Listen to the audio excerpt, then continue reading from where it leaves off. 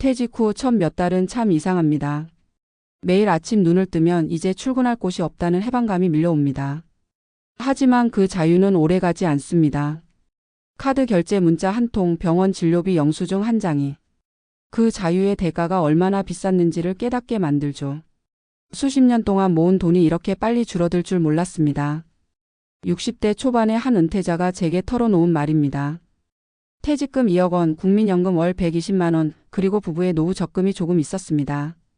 계산상으로는 충분해 보였죠. 그런데 실제 은퇴 후 1년이 지나고 나니 통장 잔고는 이미 반으로 줄어 있었습니다. 처음엔 이 정도 지출은 괜찮겠지 했습니다. 식사도 예전처럼 외식이 많았고 집 수리비나 경조사비도 이전과 다르지 않았죠. 하지만 직장 생활을 할 땐 매달 들어오던 고정 수입이 이제 사라졌습니다. 이제는 나가는 돈만 존재하는 세상, 그게 얼마나 빠르게 사람의 마음을 흔드는지 그는 몸으로 깨달았다고 했습니다. 비슷한 고민은 은퇴자라면 누구나 겪습니다. 특히 60대 중반 이후의 지출은 생각보다 일정하지 않습니다. 병원비는 예고 없이 늘어나고 자녀의 결혼이나 손주 돌잔치, 심지어 부모님 제사나 친구의 상가 조문까지 한 번뿐인 일이 매달 반복됩니다. 그러다 보면 계획했던 예산은 서서히 무너집니다. 문제는 숫자가 아니라 심리입니다. 통장 잔액이 눈에 띄게 줄어들면 사람은 자신이 실패하고 있다는 느낌을 받습니다. 내가 뭘 잘못했지? 이 돈이 언제까지 버틸까?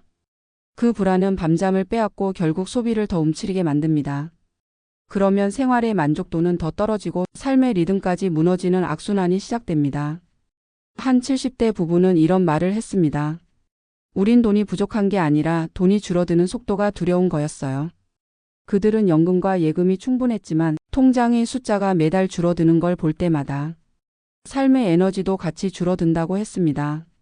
그래서 외식도 여행도 모임도 다 줄였습니다. 하지만 그렇게 아껴서 얻은 건 안심이 아니라 나는 이제 쓸 자격이 없다는 자책감이었습니다. 이 시점에서 우리가 꼭 짚어야 할 게 있습니다. 은퇴 후의 돈은 모으는 돈이 아니라 써야 하는 돈입니다.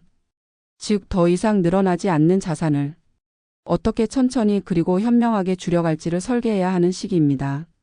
그런데 대부분은 이 전환을 준비하지 못합니다. 일할 때의 소비 습관, 체면과 인간관계 중심의 지출, 그 모든 패턴을 그대로 가지고 은퇴에 들어섭니다. 실제 통계에 따르면 은퇴 직후 2년 동안 자산이 급격히 줄어드는 가구가 전체의 60% 이상입니다. 이유는 간단합니다. 퇴직금이 들어오면 심리적으로 보너스처럼 느껴지고 그 돈을 한꺼번에 집수리나 여행, 자녀 지원 등에 쓰는 경우가 많기 때문입니다. 하지만 정작 이후의 20년, 30년을 위한 구체적 현금 흐름 계획은 없습니다. 즉, 시간을 이기는 돈 관리가 빠져 있는 겁니다. 이제 시선을 바꿔볼까요? 어떤 분들은 이렇게 말합니다. 그래도 노후는 아껴 써야 오래 버티죠. 물론 절약은 중요합니다. 하지만 지나친 절약은 삶의 의미를 갉아먹는 또 다른 불행이 됩니다. 지출을 줄이는 것도 계획이지만 내가 어떤 지출에 행복을 느끼는지를 구체적으로 파악하는 것도 전략입니다. 예를 들어 매달 20만 원은 삶의 여유비로 정해두고 그 안에서 여행, 취미, 사람 관계를 유지한다면 그건 낭비가 아니라 생존의 에너지입니다. 실제 한 60대 은퇴자는 매달 예산표에 기쁨 지출이라는 항목을 만들었습니다. 책을 사거나 친구와 커피를 마시거나 손주에게 작은 선물을 하는 돈이죠. 그는 이렇게 말했습니다. 이 돈이 없었다면 아마 제 마음이 더 빨리 줄어들었을 겁니다. 돈이 줄어드는 속도를 늦추는 방법은 단순한 절약이 아니라 돈을 쓸 이유를 잃지 않는 겁니다. 또 하나, 은퇴 후의 재정은 혼자 감당할 일이 아닙니다. 배우자와의 소통, 자녀와의 솔직한 대화, 그리고 전문가의 조언이 필요합니다. 혼자 계산기 두드리며 불안에 잠기는 것보다 지출 구조를 명확히 공유하고 비상금과 장기 플랜을 분리해 두는 게 훨씬 효과적입니다. 재정의 투명성이 심리의 안정으로 이어지기 때문입니다. 결국 은퇴 후의 돈 문제는 속도의 문제입니다.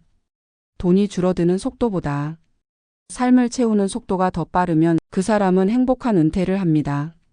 하지만 돈이 줄어드는 속도를 두려움으로만 바라보면 그 두려움이 인생 전체를 집어삼킵니다. 이제는 다른 질문을 던질 때입니다. 내 돈은 얼마나 남았나? 보다 이 돈으로 앞으로 얼마나 의미 있게 살 수 있을까? 로요. 돈은 줄어들 수 있습니다. 하지만 의미와 관계 그리고 자기만의 리듬은 계획과 의지로 다시 채워 넣을 수 있습니다. 은퇴란 돈이 사라지는 시기가 아니라 돈이 나를 위해 일하기 시작하는 시기입니다. 그 사실을 깨닫는 순간 우리는 통장의 숫자보다 더 단단한 안심을 얻습니다. 퇴직 후 돈이 줄어드는 속도는 누구에게나 예상보다 빠르다. 평생 동안 모아온 돈이 단 몇 년 만에 눈에 띄게 줄어드는 걸 보면 사람의 마음은 불안해진다. 숫자는 거짓말을 하지 않기 때문이다. 퇴직 전에는 매달 일정한 급여가 들어오고 미래의 계획도 예측할 수 있었다. 그러나 은퇴 후에는 그 모든 흐름이 뒤집힌다. 들어오는 돈보다 나가는 돈이 많아지는 순간 사람은 자기 통제력을 잃었다는 느낌을 받는다. 그 상실감은 단순히 재정적 문제가 아니라 심리적 혼란으로 이어진다. 많은 은퇴자들은 퇴직 직후가 인생에서 가장 돈이 많이 나가는 시기라는 사실을 뒤늦게 깨닫는다. 퇴직금이 들어오자마자 집수리, 자녀 결혼, 여행, 자동차 교체 등 미뤄둔 지출이 한꺼번에 발생한다. 직장 생활 동안 쌓인 피로를 보상하려는 심리도 작용한다. 그러나 문제는 이때 생긴 소비의 관성이 생각보다 오래 지속된다는 점이다. 수입이 줄었는데도 소비 습관은 바뀌지 않으면 재정은 빠르게 마이너스로 전환된다. 아직 괜찮겠지라는 낙관이 몇 달 뒤 현실의 벽으로 돌아온다. 한 60대 은퇴자는 퇴직 후 2년 동안 통장 잔고가 절반 가까이 줄어드는 걸 보고 공황 상태에 빠졌다고 했다. 그는 직장 생활 동안 항상 예산을 철저히 관리했고 은퇴 후에도 자신만큼 준비된 사람이 드물 거라고 생각했다. 하지만 실제로는 예상치 못한 지출이 너무 많았다. 건강검진 결과에서 발견된 질병으로 인한 치료비, 노부모 요양비, 자녀의 일시적 지원 요청이 연달아 닥쳤다. 그 모든 건 미리 계산표에 들어있지 않은 변수였다. 그가 했던 말은 인상적이었다. 돈이 줄어드는 건 예상했지만 그 속도는 상상 이상이었습니다. 무엇보다 그 속도를 보며 제 마음이 먼저 무너졌습니다. 이 불안은 대부분의 은퇴자들이 공통적으로 겪는 심리적 현상이다. 전문가들은 이를 노후 재정 불안 증후군이라 부른다. 평생 모아온 돈이 서서히 사라지는 과정을 보는 건 단순한 경제적 변화가 아니라 정체성의 흔들림이기도 하다. 일을 할 때는 내가 무언가를 생산하고 그 대가로 수입을 얻는다는 명확한 관계가 존재한다. 하지만 은퇴 후에는 생산이 멈추고 소비만 남는다. 이때 자신이 사회적으로 무가치해졌다고 느끼기 쉽고 그 감정이 재정 불안을 증폭시킨다. 흥미로운 점은 돈의 절대적 크기보다 속도의 체감이 불안을 좌우한다는 것이다. 예를 들어 10억 원을 가진 은퇴자도 매달 500만 원씩 빠져나가면 불안감을 느낀다. 반대로 2억 원밖에 없어도 매달 일정하게 100만 원이 들어오면 마음이 한결 안정된다. 즉 돈의 양이 아니라 흐름의 예측 가능성이 심리적 안정의 핵심이다. 그래서 은퇴자에게 가장 중요한 건 자산의 총액이 아니라 현금 흐름의 구조를 만드는 일이다. 많은 사람들이 이 지점을 간과한다. 연금이 있으니 괜찮겠지라고 생각하지만 연금만으로는 생활비를 충당하기 어려운 경우가 많다. 물가 상승률이 예상보다 높고 의료비 지출은 나이가 들수록 가파르게 증가한다.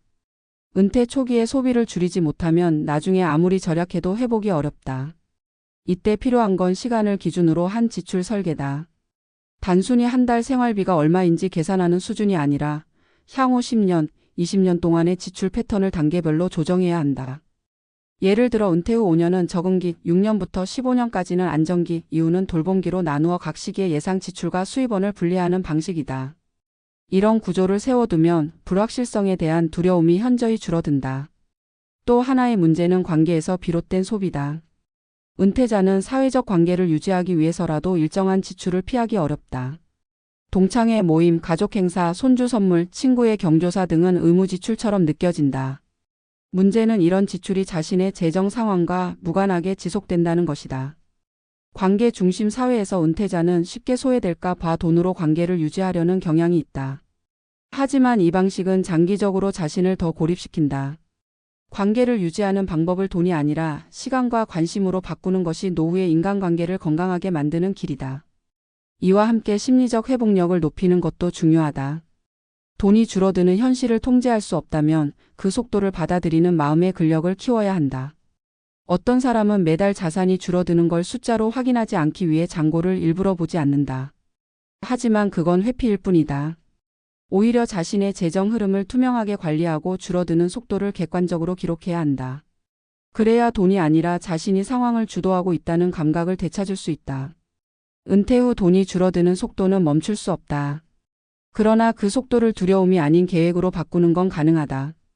지출을 줄이되 삶의 만족도를 유지할 수 있는 방식, 즉 의미 중심 소비를 만들어야 한다. 생존을 위한 최소 비용 외에도 자신에게 에너지를 주는 소비를 일정 부분 유지하는 것이 중요하다. 예를 들어 여행 대신 근처 공원을 걷거나 값비싼 식사 대신 친구와의 커피 한 잔을 즐기는 시간은 돈보다 훨씬 오래 기억에 남는다. 돈을 아끼는 것이 아니라 돈이 진짜 가치 있는 곳에 쓰이도록 방향을 바꾸는 것이다. 이 과정에서 배우자와의 소통이 특히 중요하다. 부부가 은퇴 후 가장 많이 다투는 이유 중 하나가 돈의 속도에 대한 인식 차이다.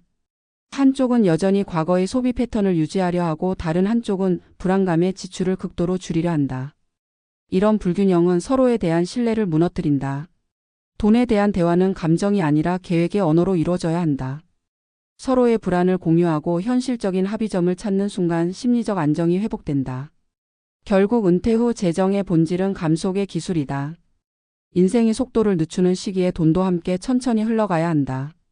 너무 빨리 쓰면 불안이 오고 너무 꽁꽁 묶으면 삶이 메말라간다. 가장 좋은 균형은 나를 지키는 소비와 나를 위로하는 소비가 공존하는 구조다. 매달 일정 금액을 미래의 불안을 위한 대비금으로 또 일정 금액을 현재의 기쁨을 위한 보상비로 나누는 방식이 이상적이다. 이 균형을 찾은 사람은 돈의 감소를 두려워하지 않는다. 오히려 돈이 자신의 인생을 지탱해주는 리듬이 됨을 느낀다. 우리는 종종 돈이 사라지는 것을 끝으로 생각하지만 사실 그것은 또 다른 시작이다. 돈은 우리를 위해 모아둔 에너지이고 은퇴 후엔 그 에너지를 의미 있게 쓰는 것이 새로운 노동이 된다. 지금 남은 돈이 얼마나 되는지가 아니라 그 돈이 앞으로의 시간을 얼마나 풍요롭게 만들어줄 수 있는지가 핵심이다. 결국 이 모든 이야기는 한 가지 교훈으로 기결된다. 은퇴 후의 진짜 불안은 돈이 줄어드는 데 있지 않다. 그것을 바라보는 우리의 태도에 있다. 돈이 빠르게 사라져도 삶의 의미가 단단하다면 그 사람은 흔들리지 않는다. 반대로 돈이 아무리 많아도 불안에 사로잡히면 매일이 결핍이다. 그러니 돈의 숫자를 두려워하지 말고 그 돈이 만들어줄 내일의 가치에 집중하자. 돈은 줄어들지만 삶은 여전히 채워질 수 있다. 그리고 그 깨달음을 얻는 순간 우리는 비로소 은퇴 후 진짜 부자가 된다.